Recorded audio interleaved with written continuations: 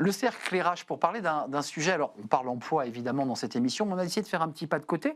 Vous allez voir, on va relier ça au monde de l'entreprise. Être artiste, ça veut dire quoi aujourd'hui, au XXIe siècle? Ça veut dire produire, créer des œuvres, mais ça veut dire aussi essayer de vivre de son art. Et là arrive le modèle économique, la manière de pouvoir construire ce modèle, et puis parfois de faire une école d'art pour ensuite en vivre. Et c'est tout le sujet du jour. Est-ce que c'est un métier comme un autre? Est-ce qu'on est chef d'entreprise lorsqu'on est artiste? On va tenter de répondre à toutes ces questions avec mes invités. Mathilde Guégan, tiens, commençons par vous. Vous êtes artiste peintre en freelance. Et on écoutera la manière dont vous avez décidé de vivre de votre art et le modèle économique que vous avez créé. On va en parler avec vous dans quelques instants. Harmonie Lezobre, merci d'être avec nous. Vous êtes directrice de projet Musique Actuelle School of Arts et vous vous occupez, alors c'est un très gros groupe d'écoles. Vous êtes centré, vous, sur les écoles de musique? C'est ça.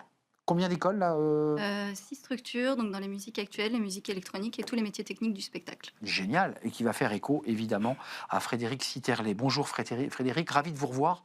Vous avez changé de casquette, mais je suis très heureux de vous revoir. Directeur général de ECAR, alors qui est un établissement privé d'enseignement technique supérieur du son, de l'image, qui a été fondé par Jean-Paul Vuillin, si je ne dis pas de bêtises. Combien de sites? Il y a 3 sites, je crois. Exactement. Alors, on a 2 sites, 2 campus à Paris et à Lyon, 2000 étudiants formés. Et depuis plus de 50 ans, on forme à tous les métiers techniques et artistiques de l'image et du son, donc en cinéma et en audiovisuel. Avec les enjeux de l'IA qui arrivent, qui percutent le métier. Je commence par vous, parce que choisir un thème, alors que vous avez vu, c'est souvent des thèmes extrêmement sérieux sur le droit du travail, sur les enjeux des entreprises. Comment vous définiriez votre fonction? C'est un métier, être artiste, ou est-ce que vous êtes en train justement d'en faire un métier parce que vous avez créé un modèle économique? Racontez-nous. Est-ce que c'est un métier d'être artiste? Moi, j'ai choisi d'être artiste après avoir eu un métier.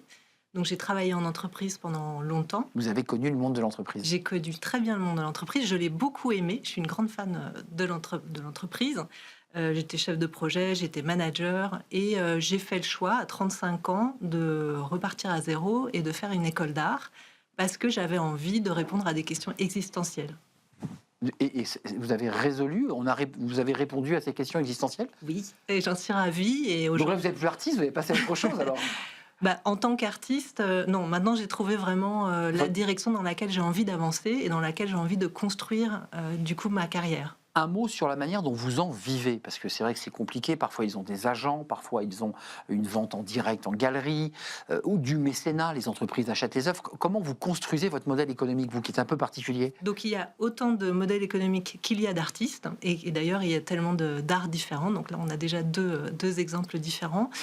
Chez nous, donc chez les peintres, chez les plasticiens, le modèle le plus connu, c'est la représentation en galerie et la vente à des collectionneurs, ce qui est finalement, c'est un peu la même chose que pour les écrivains. C'est un très petit nombre d'élus et c'est un système qui fonctionne beaucoup en vase clos et en petit comité. En réseau, pour ne pas dire en réseau. En réseau. Oui.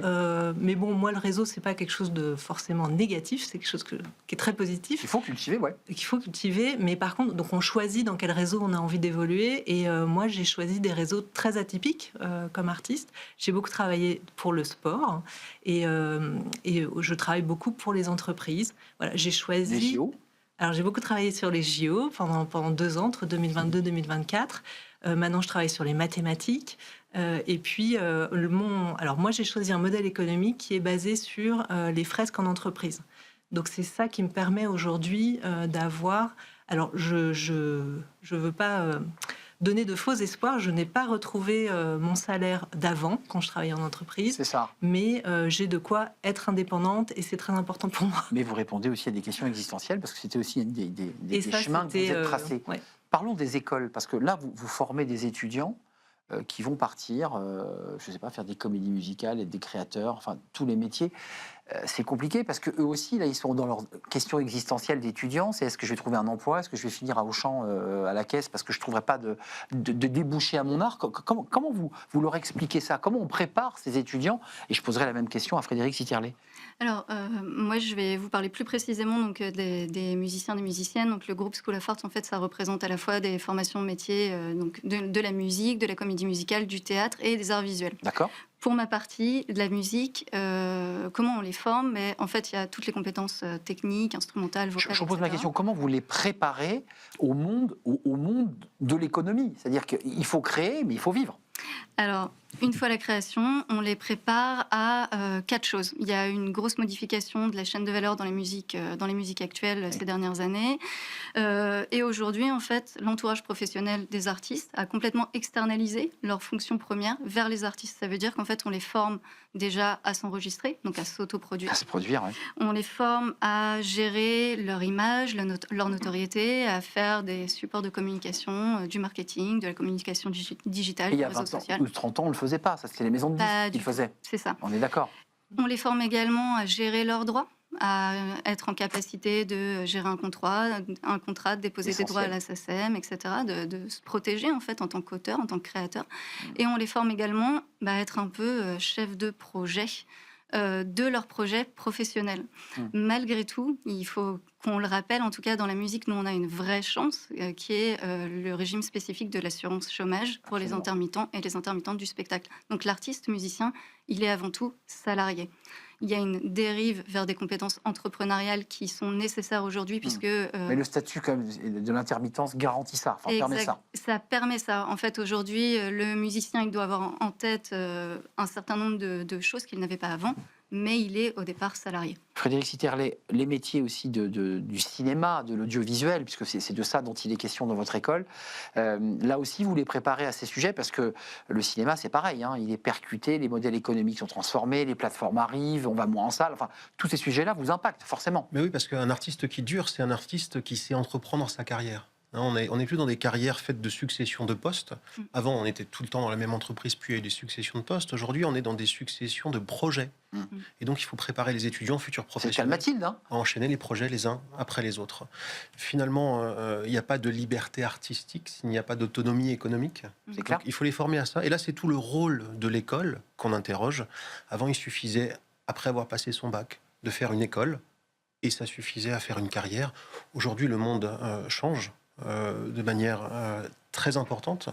Et finalement, le rôle de l'école, c'est d'ouvrir sur cet univers professionnel, d'être une zone mixte. On n'est plus en formation initiale. On est déjà dans un campus où les entreprises sont présentes. Chez nous, par exemple, il y a des sociétés de production, de distribution qui font leurs films directement sur le campus avec les étudiants. Le grand film d'animation qui sort au cinéma ce mois-ci, Les Légendaires, c'est un film qui a pour berceau le campus de l'école. Génial. Et donc, ça prépare les étudiants à ces futures carrières faites de projets plus que de postes. J'entends l'intermittence du spectacle, qui est un statut qui existe toujours et qui est un peu notre modèle français. Hein. Il y a eu des manifestations et une exception française. Moins vrai quand même aujourd'hui pour le secteur même si le cinéma, l'intermittence fonctionne toujours, mais c'est moins vrai. On a de plus en plus d'auto-entrepreneurs, de personnes qui sont un peu slasheurs, qui font plusieurs activités. Ça aussi, c'est vrai, c'est de plus en plus vrai d'ailleurs. On a la chance quand même d'avoir un écosystème qui a longtemps été préservé, une exception française qui en Europe est très favorable. Néanmoins, il faut se préparer à des changements.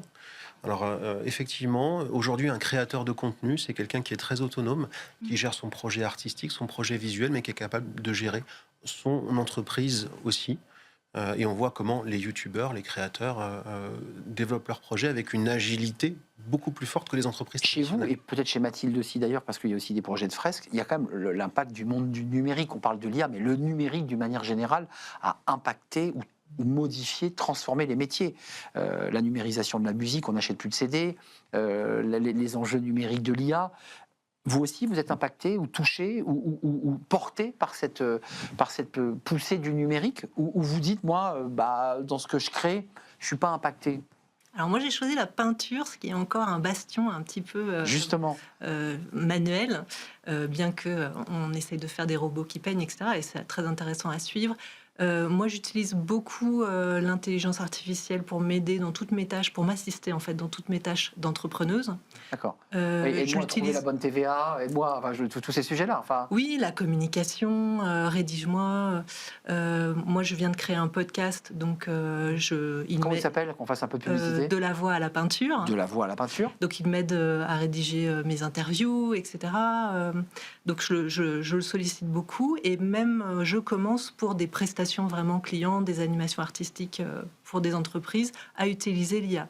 Après, voilà. Après, moi, le cœur de mon métier, c'est d'inventer des choses et ça, d'inventer des concepts. Et ça, je pense pas que pour l'instant, ils puissent complètement me remplacer. Frédéric, parce que l'IA impacte. Ça, C'est formidable, c'est que l'IA permet de diminuer la barrière à l'entrée pour créer des contenus, créer des films, créer de la musique. Donc c'est ce qui permet à de plus en plus de monde de faire des contenus. Et donc libérer... Comme pour les journalistes, hein. Aujourd'hui tout le monde est un peu journaliste. Hein. Et libérer de certaines contraintes qui avant étaient techniques, qui créaient des barrières à l'entrée, finalement le créateur peut se consacrer de manière longitudinale à plus de choses sur son projet. Ça nécessite qu'il devienne entrepreneur de son propre projet. Vous êtes d'accord avec ce terme-là, entrepreneur, même si le modèle de l'intermittence est une garantie et une sécurité financière. Mais dans l'esprit, est-ce qu'il y a plus ce modèle-là aussi chez vous? Oui, il y a nécessairement une dimension entrepreneuriale dans la gestion d'une carrière artistique. Elle est évidente. Il faut se trouver un entourage professionnel. Il faut trouver des dates. Il faut se créer une communauté. Il faut être sur plusieurs projets en même temps. Être sur un seul projet artistique, ça tient pas la route. Donc il faut être sur plein de projets. Il y a vraiment une dimension entrepreneuriale à la carrière de musicien ou de musicienne. Et la sortie de vos étudiants, et je poserai la même question, ça dit quoi? Parce qu'il y a beaucoup d'étudiants qui rentrent, qui vont se former à la musique, à la danse, à plein de choses. Combien accèdent ensuite au métier? Et c'est vrai aussi pour les écoles de journalisme, je le précise, avec un effet un peu comme ça, entonnoir. Chez nous, sur nos promos, on est aux alentours de 80% de taux d'insertion. Dans le secteur, donc dans du le secteur des musiques actuelles ou des musiques électroniques, ce qui est plutôt une bonne chose. Ouais. En revanche, la réalité d'une carrière artistique au départ dans les musiques actuelles, c'est un cumul de plusieurs activités. On n'est pas seulement interprète. On est interprète, on fait également... On fait de l'arrangement. On fait de l'arrangement. On fait aussi de la formation, de l'enseignement, de la médiation. On fait plusieurs choses. Et en fait, plus on avance dans sa carrière professionnelle, plus en fait on réduit son nombre d'activités professionnelles. On affine en fait et on se spécialise dans un secteur. Pareil pour vous ou pas? Parce qu'on voit que la peinture, juste une question qui me brûle les lèvres, quand vous êtes avec des entreprises, vous accompagnez une institution sportive, est-ce que c'est aussi une manière de pouvoir un peu comme ça faire l'écureuil, de garder quelques noisettes pour pouvoir créer ensuite plus librement vos créations artistiques, comme peuvent le faire d'ailleurs des cinéastes qui vont produire des publicités et puis qui à côté vont pouvoir produire ensuite l'œuvre qu'ils rêvent de faire? Est-ce que c'est la même chose pour vous? C'est complètement ça. Donc moi j'ai choisi d'être vraiment auteur, on va dire. Mon statut c'est artiste-auteur.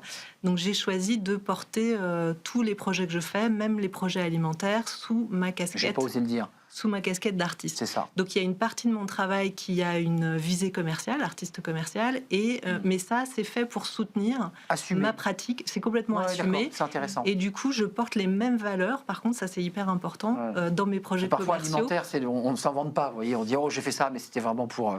Alors que vous c'est assumé. C'est assumé. Les deux se répondent. Et les deux fonctionnent ensemble. Pareil pour vous la sortie d'école, parce que l'audiovisuel c'est des métiers qui font rêver.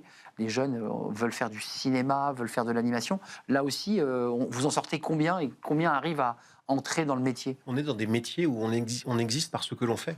Il faut revendiquer son travail et c'est parce qu'on a fait quelque chose. De la personnalité donc. Qu'on fera appel à nous ensuite sur d'autres projets. Et c'est le chemin de beaucoup d'étudiants sortant de l'école.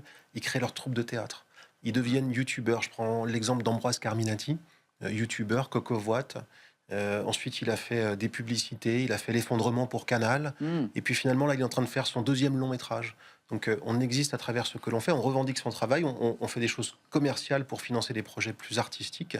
Et c'est comme ça, plus qu'une insertion en CDI, c'est comme ça qu'on démarre une carrière. Non, je pense que d'ailleurs, vos jeunes ne rêvent pas forcément du CDI. C'est pas ce profil-là de jeunes. Je pense que c'est plutôt des slasheurs créatifs. Et je pense qu'aucun de ceux qui sortent dit « je rêve d'avoir un CDI ». On est d'accord? On est d'accord. Vous rêviez d'un CDI, vous, quand vous étiez chef de projet? Vous l'avez eu, votre CDI, vous? Moi, je l'ai eu. Ah, oui. Voilà. C'est pour ça. Moi, j'ai déjà fait ce parcours, donc je sais ce que... Vous savez ce que c'est. Mais j'ai vu en école des gens qui se positionnaient comme exécutants, en fait. On peut être dans l'art et être plus dans une... En deuxième rideau, pour accompagner des artistes. Et tous les leaders, tous ceux qui ont un projet d'auteur ont besoin de gens avec eux. C'est vrai. Tout l'écosystème qui entoure l'artiste, évidemment, ce sont aussi des gens très proches de ces métiers. Passionnant. Merci à vous trois. Mathilde Guégan, artiste peintre en freelance, on peut aller vous voir sur votre site, sur vos actions et sur ce que vous avez fait, notamment pour les JO, entre autres, avec des fresques. Merci d'être venu nous rendre visite. Harmonie Le Sobre, directrice des projets Musique Actuelle School of Art. Et vous vous occupez en particulier de la musique. Plein d'écoles, si vous nous regardez, allez jeter un œil. Il y a peut-être des écoles qui intéresseront vos enfants. Et merci à Frédéric Sitterlet, directeur général d'Écart, avec des campus qui cartonnent. J'ai dit une bêtise? Est-ce que je peux rajouter quelque chose? Oui. Pour les artistes qui auraient envie d'être dans la même démarche, je les invite au salon SME. dirigé par Alain Bossetti, que vous devez connaître, où justement on fera des conférences pour les artistes C'est qui quand veulent avoir une casquette d'entrepreneur. Ce sera en septembre. Septembre prochain? Septembre 2026. 2026. On a encore un petit peu le temps d'en reparler, mais en tout cas, préparez déjà sur vos agendas. Je vous 6 remercie. septembre. Salon SME à Paris, j'imagine. À Paris. Ça y est, c'est fait, on a pris une minute de retard. Nicolas me tire les oreilles et Paul, qui est en régie au son, est justement un artiste musicien. Et vous voyez, il est aussi ingénieur du son à la télévision. Merci à vous trois. On termine cette émission avec Fenêtre sur l'emploi et on va parler du monde de demain, le futur de demain, ou le no futur d'ailleurs. C'est tout de suite.